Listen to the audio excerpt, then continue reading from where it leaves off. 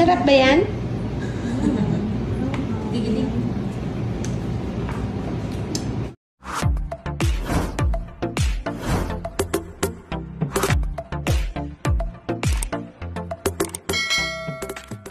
Ang celebrity mommy na si Angelica Panganiban at anak nito na si Baby Amila Sabin o Baby Bean bumisita sa tahanan ng Agoncillo family.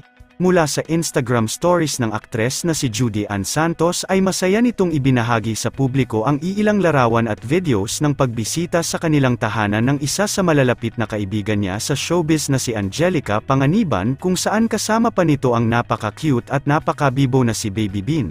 Makikita natin sa mga larawan ang masayang pagkikita muli ng dalawa, kung saan hindi din napigilan ng mga anak ni Judy Ann Santos na sina Lucho, Luna at Johan ang panggigilan. Ang talaga nga namang nag-uumapaw sa cuteness na si Baby Amila Sabin.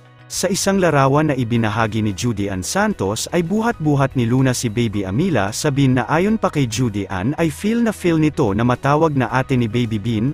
Aniya sa kanyang caption narito, feel niyang tinatawag siyang ate, pero may mahigpit na bilin as long as it's not my sibling calling me ate, caption ni Judy Ann Santos. Sa isang larawan naman ay makikita natin na si Lucho naman ang may buhat-buhat kay Baby Amila Sabin na tila nanggigigil pa nga sa kakyutan nito at ayaw pa umanong pauwiin ang mag-inang Angelica Panganiban at Baby Bean. Narito ang buong caption, at si kuya na ayaw kayong pauwiin at willing butasin ang sasakyan para sa bahay na kayo matulog, pabirong caption ni Judy Ann Santos. Samantala, narito ang mga kaganapan sa naging pagbisita ng mag-inang Angelica Panganiban at Baby Amila Sabin sa tahanan ng Agoncillo family. Panoorin natin.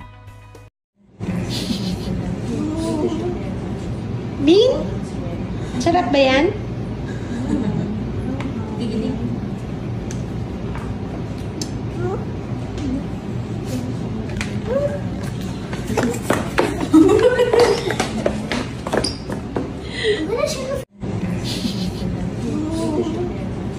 Bean?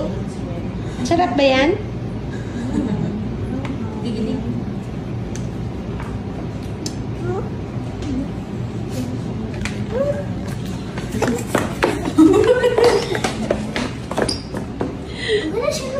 Baba, ganyan mo kumain? Is that how we eat dinner? Nakatas pa, ha?